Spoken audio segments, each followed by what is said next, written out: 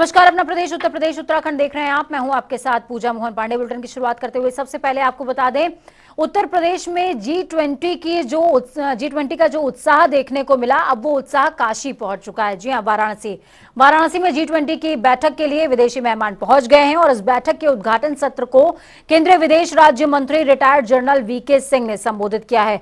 आज से 19 अप्रैल तक वाराणसी में होने वाली इस बैठक से पहले मेहमानों के स्वागत के लिए जबरदस्त उत्साह देखने को मिल रहा है।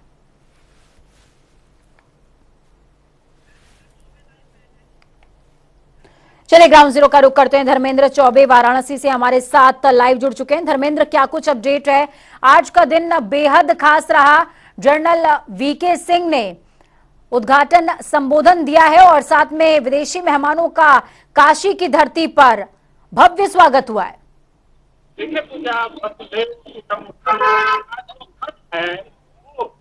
भारत का सांस्कृतिक अर्थ है और इसका मतलब है कि जितने देश हो उनमें सद्भावना और सद्विचार जुड़ते हैं, तब वो वसुदेव कुटुंबकम के नाम से जाना जाता है। उस तरह से काशी में अतिथि देवो भव की जो परंपरा है उसको निभाते हुए जब डेलीगेट्स काशी में आई तो अतिथि देवो भव की तर्ज से उनका स्वागत किया गया। फिलहाल में मैं तस्वीर के माध्यम से दिखाना चाहूंगा। मैं सर्किट हाउस हूँ जहाँ इस समय मेहमान रुके हुए हैं और यहीं पे बैठक चल रही है। देखिए G20 जो होर्डिंग है ये लगी हुई है और पूरी तरह से काशी को दुल्हन की तरह सजा दिया गया है। काशी में यूथ है हमारे साथ, इनसे भी जानते हैं कि किस तरीके से लोग स्वागत करना चाहते हैं। बहुत लोग हैं, लगातार फोटोग्राफी एक अलग सा ट्रेंड हो गया है। पूजा, आपके बनारस में G20 समिट हो रही है, कैसा लग रहा है? क्या कहना चाहेंगे? यूथ हैं, आपके प्रधानमंत्री के संसदीय क्षेत्र में G20 समिट, विदेशी मेहमान आए हुए, कैसे आप लोग स्वागत कर रहे हैं? कैसा लग रहा है? आदित्यनाथ योगी के द्वारा, हमारे मुख्यमंत्री द्वारा सजाने का कार्यक्रम किया जा रहा है बनारस में और अच्छा लग रहा है। वो काफी अच्छे लीडर हैं और योगी जी भी अच्छे हैं और मोदी भी। पूजा, आपको दिखाना चाहेंगे कि एक सेल्फी का ट्रेंड, G20 समिट प्रारंभ हो गई और सेल्फी का ट्रेंड देखिए, यूथ हैं, लड़कियां हैं और आई लव वाराणसी की भी होर्डिंग लगी है। इधर सर्किट हाउस है, G20 वसुदेव कुटुंबकम का बोर्ड लगा हुआ है और जो आज उद्घाटन हुआ है काशी में, वाराणसी में G20 का आगाज हुआ है। ये लगभग 29 अगस्त तक चलना है और ये हर महीने एक बैठक होगी। बैक टू बैक 6 बैठकों का आयोजन होगा। ये 3 दिवसीय बैठक की कार्यशाला आज प्रारंभ हुई है। आज, कल और परसों कृषि उन्मूलन, कृषि उत्थान और विश्व में भुखमरी की जो स्थिति बनी हुई है उसको लेके विस्तार से चर्चाएं होंगी। आखिर कैसे विश्व जो जूझ रहा है इन चीजों से, कैसे निजात पाई जाए और जो समस्याएं हैं विश्व में, जैसे बड़ी बड़ी महामारियां आई और विश्व में आर्थिक संकट से लेकर तमाम ऐसे मुद्दे हैं जो G20 समिट में प्रस्तावित हैं और उसको लेकर बैठक लगातार चलेगी। और काफी अतिथि देवो भव, काफी पूरी दुल्हन की तरह सजा है। देखिए पूजा, मैं पेड़ों को भी दिखाना चाहूंगा। पेड़ों में भी ऐसी लाइटिंग की गई है जैसे देवताओं का वास काशी में हो गया। अतिथि भगवान स्वरूप होते हैं, उस तर्ज पे काशी में लोग स्वागत करने के लिए उमड़े हुए हैं। युवतियां और घाटों पे लोग लगे हुए हैं। अभी डेलीगेट्स यहाँ से मूव की है। मैं एक चीज और समझना चाहूंगी। देखिए धर्मेंद्र, ये जो G20 की बैठक है इसका केंद्र हेल्थ और मिलेट्स पर चर्चा, मिलेट्स के बाजार को कैसे बढ़ाया जाए वर्ल्ड वाइड, इस पर चर्चा होने वाली है। क्योंकि अगर हम इंडिया की बात कर लें तो मोटे अनाज ज्यादा तादाद में होते हैं। ऐसे में ये बहुत बेहतरीन मौका है जब मिलेट्स वर्ष घोषित किया गया है और विदेशी मेहमानों के सामने जो कि 34 देशों से आ रहे हैं उनके सामने हम मिलेट्स का जिक्र कर सकें, विस्तार से उसके बाजार पर चर्चा कर सकें। देखिए मुझे सबसे बड़ी बात बताना चाहूंगा कि जो पृथ्वी, परिवार और भविष्य एक कहावत कही जाती है, उस तर्ज पर मोटे अनाज को लेकर विश्व एक केंद्र ढूंढने का लगातार जो प्रयास कर रहा था, वो भारत के प्रधानमंत्री ने एक पुनर्जोर देते हुए विश्व समुदाय के बाजार के लिए एक केंद्र बनाया है, जिसके लिए उन्होंने G20 समिट का इस बार भारत में आयोजन किया है। उसको लेके भारत एक विश्व में बड़ा संदेश देने की तैयारी में है कि मोटे अनाज और जो आर्थिक जो भुखमरी की स्थिति बनती है अन्य देशों में, उससे कैसे निजात पाई जा सके। कहीं न कहीं जो ट्रेंड है, जो समस्याएं देखी गई कोविड के समय, तमाम ऐसी महामारियां विगत वर्षों में हमारे भारत के और विश्व के लोगों ने झेला है, उन चीजों से G20 समिट से एक बड़ा रास्ता निकलेगा और विश्व पे ये संदेश जाएगा कि ये 20 देशों की जो बैठक है, किस तरीके से इसका निस्तारण हो। आखिर विश्व में ये जो भुखमरी है, मोटे अनाज की बात है, उसका केंद्र स्थापित हो और पूरे विश्व को ये संदेश जाए। पूजा, बिल्कुल, बहुत शुक्रिया धर्मेंद्र हमारे साथ जुड़ने के लिए, अहम जानकारी ग्राउंड जीरो से साझा करने के लिए। तो बेहद खास है G20 का ये सम्मेलन जो कि काशी में हो रहा है। आज होटल ताज में इसका आगाज हो चुका है। 34 देशों के मेहमान पहुंचे हुए हैं। 100वीं बैठक काशी में शुरू हो चुकी है। 19 अप्रैल को मेहमान काशी हस्तकला के दर्शन करेंगे, जबकि 18 तारीख को बुद्ध की तपोस्थली का रुख करने वाले हैं।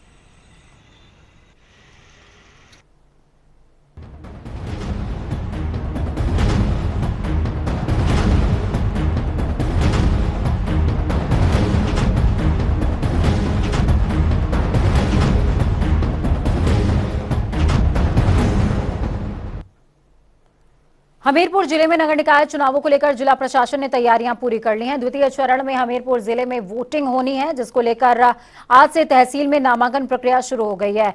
अभी तक जिले की किसी भी सीट पर पार्टी द्वारा प्रत्याशी घोषित नहीं किए गए हैं। आपको बता दें कि 11 मई को होने जा रहे निकाय चुनावों के मतदान के लिए 86 मतदान केंद्र और 252 मतदान स्थल जो है वो चिन्हित किए गए हैं। साथ ही निकाय चुनावों के लिए 27 सेक्टर्स में जिले को डिवाइड किया गया है, जिसमें 7 नगर पालिका और 124 वार्ड आते हैं।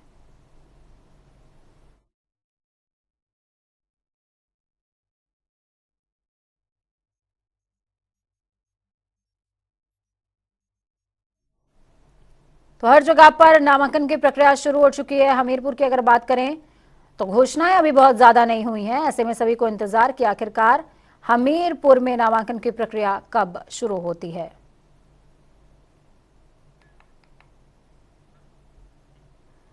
वहीं बिजनौर में सपा प्रत्याशी स्वाति वीरा ने आचार संहिता की धज्जियां उड़ाते हुए बड़ा कारनामा किया है। स्वाति नामांकन केंद्र पर 1 दर्जन समर्थकों के साथ नॉमिनेशन कराने पहुंची। वहीं अगर सरकारी आदेश की बात की जाए तो प्रत्याशी केवल 2 समर्थकों के साथ ही नामांकन केंद्र पर जाकर नामांकन करा सकता है। तस्वीरें भी आपको दिखा रहे हैं। दूसरी तरफ अलीगढ़ में नगर निकाय चुनावों को लेकर प्रशासन पूरी तैयारी के साथ अलर्ट मोड पर नजर आ रहा है, जिसके चलते डीएम और एसएसपी ने कलेक्ट्रेट का निरीक्षण किया। नगर निकाय के नामांकन प्रक्रिया आज से 24 तारीख तक जारी रहेगी। आपको बता दें 1 नगर निगम 2 नगर पालिका पद पर चुनाव होने हैं, जिनमें 15 नगर पंचायतों और 329 वार्डों पर चुनाव होगा। तैयारियां पूर्ण हैं। आज अलीगढ़ में सभी नगर निकायों में यहाँ पर 18 निकाय हैं, जिनमें से 1 नगर निगम है, 2 नगर पालिका परिषद हैं और 15 नगर पंचायतें हैं। इन सभी जगहों पर नाम निर्देशन लिए जाने विषयक समस्त व्यवस्थाएं पूर्ण कर ली गई हैं। रिटर्निंग ऑफिसर के द्वारा अपनी अधिसूचना निर्गत कर दी गई है और जिला निर्वाचन अधिकारी की हैसियत से कल मेरे द्वारा इसकी अधिसूचना जारी की जा चुकी थी। आज सभी आगरा की अगर बात करें तो निकाय चुनावों के नामांकन के आखिरी दिन भाजपा प्रत्याशी लता दिवाकर के साथ सांसद फतेहपुर सीकरी राजकुमार चाहर पहुंचे। इस दौरान उन्होंने मीडिया से बातचीत की और दावा किया है कि इस बार भाजपा प्रचंड जीत दर्ज करेगी। प्रथम चरण के प्रत्याशियों की, भारतीय जनता पार्टी के प्रत्याशियों की घोषणा। देखिए, सबसे पहले तो मैं उत्तर प्रदेश के मुख्यमंत्री और उत्तर प्रदेश के प्रदेश अध्यक्ष आदरणीय योगी आदित्यनाथ जी को और प्रदेश अध्यक्ष भूपेंद्र चौधरी जी को धन्यवाद देना चाहता हूं कि उन्होंने प्रथम चरण के प्रत्याशियों की, भारतीय जनता पार्टी के प्रत्याशियों की घोषणा की है और आगरा सहित जो भी हमारे प्रत्याशी घोषित हुए हैं वो निश्चित रूप से मैं कह सकता हूं कि पिछली जीत से बड़ी जीत इस बार भारतीय जनता पार्टी की नगर निगम में होने जा रही है और प्रचंड बहुमत से भारतीय जनता पार्टी जीतेगी। और आगरा में भी मैं कह सकता हूं कि आगरा नगर में भी और देहात में भी जो हमारी नगर पालिका, नगर पंचायतें हैं, वहाँ भी बड़ी जीत, पिछली बार से भी बड़ी जीत होगी, ऐतिहासिक जीत होगी। इसके लिए मैं पार्टी के नेतृत्व को भी धन्यवाद देना चाहता हूं और मैं आम जनता से भी ये निवेदन करता हूं कि भारतीय जनता पार्टी को प्रचंड बहुमत से विजयी बनाए। उत्तर नगर निकाय चुनावों को लेकर के सभी राजनीतिक दल धीरे धीरे पत्ते खोल के अपने उम्मीदवारों की घोषणा भी कर रहे हैं। इसी क्रम में आम आदमी पार्टी ने उम्मीदवारों की चौथी सूची जारी कर दी। इस सूची में 3 महापौर और 67 पार्षद प्रत्याशियों के नाम शामिल हैं। 13 नगर पालिका परिषद और नगर पंचायत के लिए प्रत्याशी घोषित किए गए हैं। मुरादाबाद से चंद भट्ट आम आदमी पार्टी के महापौर प्रत्याशी हैं। आगरा से सुनीता दिवाकर प्रत्याशी होंगी, तो वहीं सहारनपुर से सहदेव सिंह आम आदमी पार्टी ने मेयर पद के लिए प्रत्याशी चुने हैं। तो वहीं अतीक और अशरफ हत्याकांड के बाद कानपुर में सपा विधायक इरफान सोलंकी का परिवार सहम गया है। आपको बता दें कि हत्याकांड के बाद इरफान सोलंकी की पत्नी ने अपना और अपने परिवार की सुरक्षा की डिमांड करी। इरफान सोलंकी की पत्नी का कहना है कि कुछ अज्ञात लोग उनके घर की रैकी कर रहे हैं, जिसको लेकर सोलंकी की पत्नी ने पुलिस कमिश्नर से मिलकर सुरक्षा की डिमांड की है। इरफान सोलंकी की वाइफ पुलिस आयुक्त महोदय से आकर मिली और उन्होंने अपने घर के आसपास सुरक्षा बढ़ाने की रिक्वेस्ट की है। वहाँ पे सीसीटीवी कैमरे हैं और वहाँ पे फीड कंटिन्यूअस उन कैमरों में रहती है, उसको भी हम लोग देख लेंगे। वहाँ पे जो भी सिक्योरिटी के फीचर रिक्वायर्ड हैं वो हम इन्हेंस कर लेंगे और ये हमारी जिम्मेदारी है कि हम लोगों को सुरक्षा और सुरक्षा का भाव दोनों दें और हम अपनी जिम्मेदारी का निर्वहन करेंगे। यूपी के अतीक अहमद और उसके भाई अशरफ की हत्याओं की जांच के लिए 3 सदस्यीय एसआईटी का गठन किया गया है। DGP R K. विश्वकर्मा की अध्यक्षता में गठित एसआईटी का नेतृत्व प्रयागराज जोन एडीजी भानु भास्कर करेंगे। इसमें सीपी प्रयागराज और निदेशक एफएसएल भी शामिल हैं। साथ ही शाहगंज थाने में दर्ज हत्या के मामले में प्रयागराज पुलिस ने भी 3 सदस्यीय टीम का गठन किया है।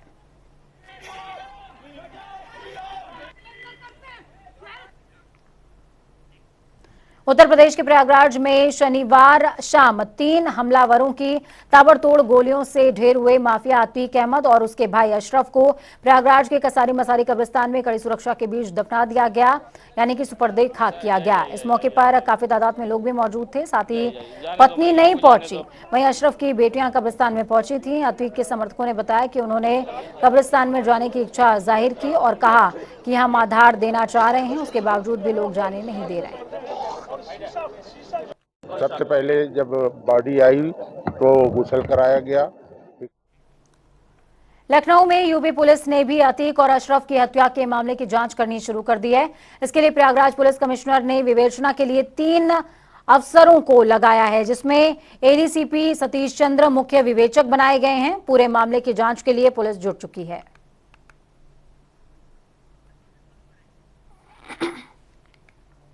मथुरा में श्री कृष्ण जन्मभूमि और शाही ईदगाह जमीनी विवाद में सुनवाई हुई, जिसमें कोर्ट ने 6 मई को सुनवाई की अगली तारीख दी है। आपको बता दें कि senior division fast track court में मामले की सुनवाई हुई है, जिसमें वादी महेंद्र प्रताप ने कोर्ट से श्री कृष्ण जन्मभूमि के केशव देव के विग्रह को वापस लाने के साथ ही शाही ईदगाह के अमीनी सर्वे कराए जाने की डिमांड की है। इसमें ऐसा है कि ठाकुर केशव जी महाराज बनाम महाराज संघ के नाम से दावा किया गया है। तो उसमें उन्होंने दिखाया कि हमारे विग्रह थे वो वहाँ मस्जिद में सीढ़ियों के नीचे दबे हुए हैं। तो उसमें 2 जगह का उन्होंने स्टेप लिया है, एक मथुरा में शाही ईदगाह मस्जिद जो है, एक जो है बेगम साहिबा आगरा। तो उस बिंदु में उन्होंने पहले कोई एप्लीकेशन इस तरह की नहीं लगाई थी वो कमीशन के लिए, केवल यही लिया था कि हमारे विग्रह वहाँ दबे हुए हैं, उनको लिए आदेश किया जाए। अब उन्होंने एक एप्लीकेशन उसमें लगाई है कि कोर्ट कमीशन जारी किया जाए, तो कमीशन से वहाँ से रिपोर्ट मंगाई जाए वो इस तरह की। तो हमने उस पर आपत्ति की है कि इस स्टेज पे अब यहाँ कोर्ट कमीशन की उस बात आवश्यकता नहीं रहती है। तो उस बिंदु पर माननीय न्यायालय ने सुना है। आगरा में कल यानी कि 18 अप्रैल को वर्ल्ड हेरिटेज डे मनाया जाएगा, जिसको लेकर एएसआई ने बड़ा फैसला लिया है। आपको बता दें कि एएसआई ने वर्ल्ड हेरिटेज डे पर आगरा के स्मारक के फ्री रहने की बात कही है, जिससे कल पर्यटक बिना टिकट के ताजमहल, आगरा किला, सिकंदरा, फतेहपुर सीकरी, एतमादौला स्मारक के दर्शन कर पाएंगे।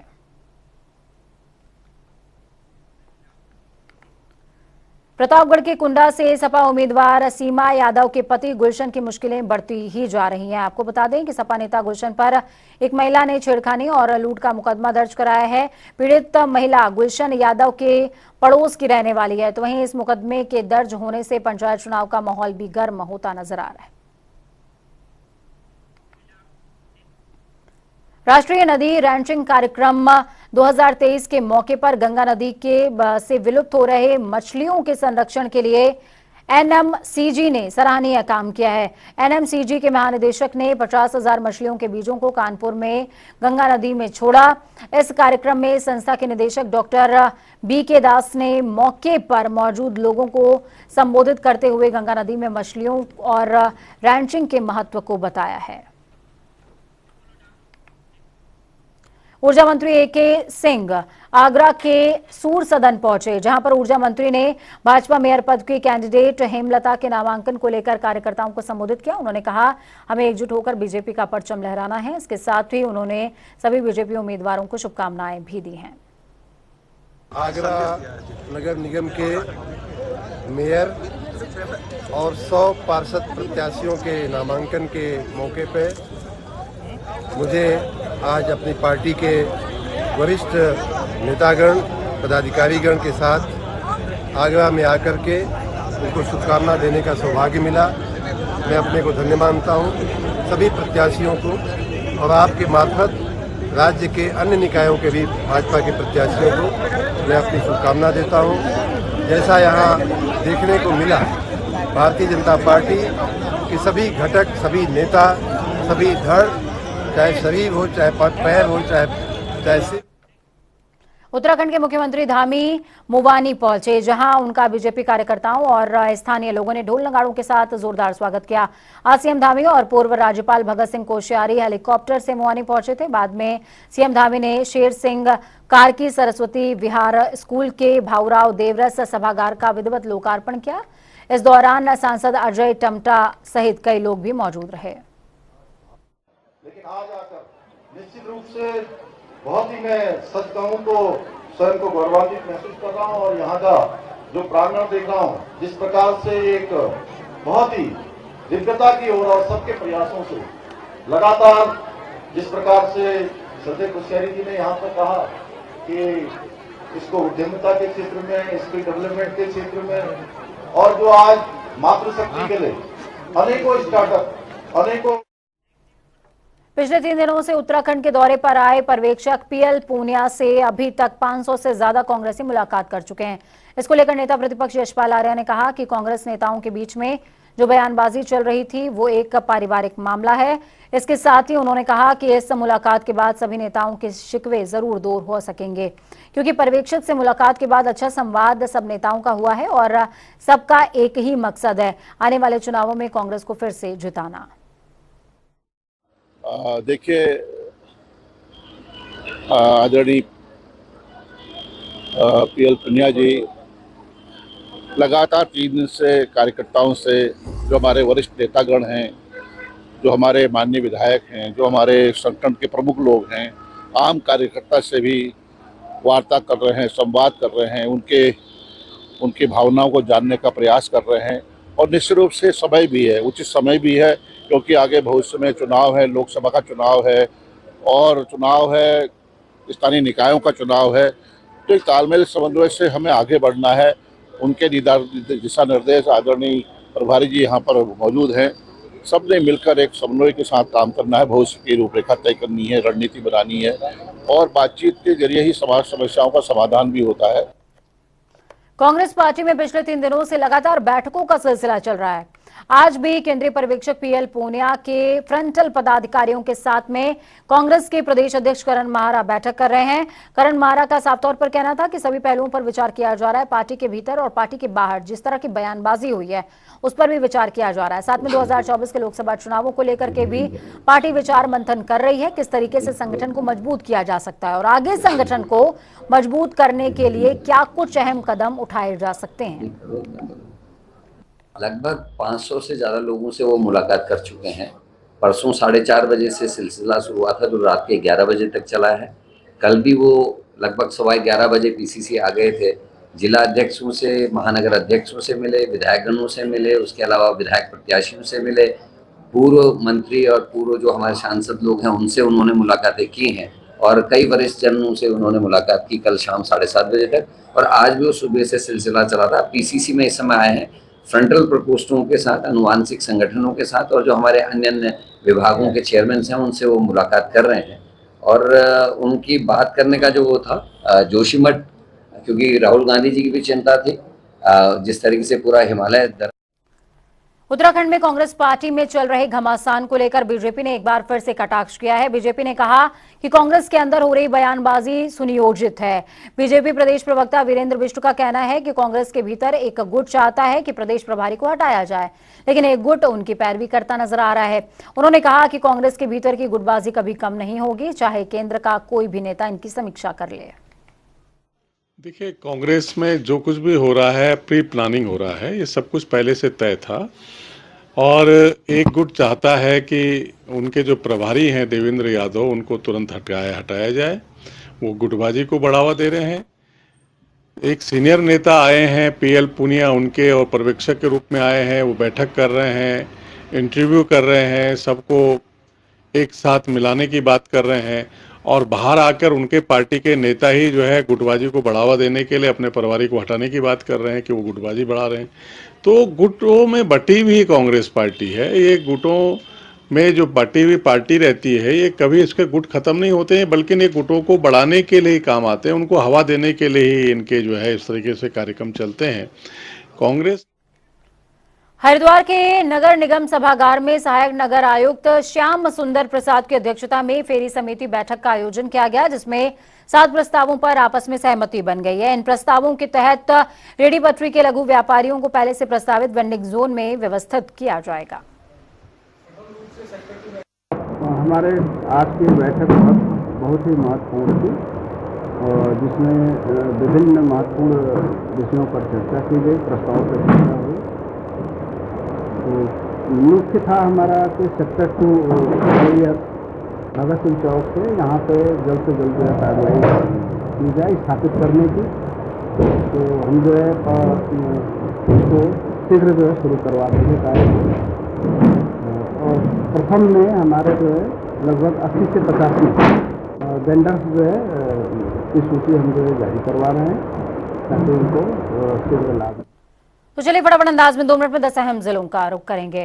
रायबरेली में मारुति वैन बनी आग का गोला, धू करके घंटों जली वैन, बड़ा हादसा टला। बछरावा कोतवाली क्षेत्र के बिशुनपुर रोड की है घटना।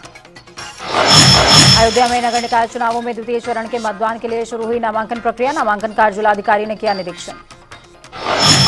अमरोहा के थाना नौगावा सादत कस्बे में निकाय चुनाव में नामांकन के दौरान आचार संहिता की उड़ाई गई धज्जियां। नामांकन पत्र दाखिल करने के दौरान इकट्ठा हुई भारी भीड़। प्रयागराज में रमजान के चलते दुकानें तो खुली मगर नहीं दिखे बाजार में ग्राहक। दुकानदारों ने कहा अतीक अहमद की हत्या के बाद से लोगों में है भय का माहौल। ललितपुर में धारा 144 को देखते हुए आरपीएफ और जीआरपी ने किया फ्लैग मार्च। फ्लैग मार्च के दौरान यात्रियों से भी की गई बातचीत। हमीरपुर के राट कोतवाली क्षेत्र में शराब संचालकों को नहीं है लेबर इंस्पेक्टर की कार्रवाई का डर। नाबालिग सड़कों से उतरवाए रहे हैं शराब की पेटियां। आगरा के थाना जगदीशपुरा क्षेत्र में अंडरग्राउंड गैस की पाइपलाइन में लगी भीषण आग। आग लगने से मची आगरा में अफरा तफरी। मौके पर पहुंची दमकल विभाग की टीम। रामनगर में महिला वन दरोगा को खनन माफियाओं ने दी जान से मारने की धमकी। छोई क्षेत्र में कोसी नदी में अवैध खनन रुकवाने गई थी महिला वन दरोगा। उत्तराखंड आयुर्वेदिक विश्वविद्यालय से भ्रष्टाचार का मामला आया सामने। अधिकारियों ने किया करोड़ों का घोटाला, विजिलेंस कर रही है जांच। अमेठी पुलिस कस्टडी से भागा एनडीपीएस का आरोपी युवक। पुलिस आरोपी का मेडिकल कराने के लिए गई थी सामुदायिक स्वास्थ्य केंद्र। युवक के ऊपर स्मैक बेचने का है आरोप।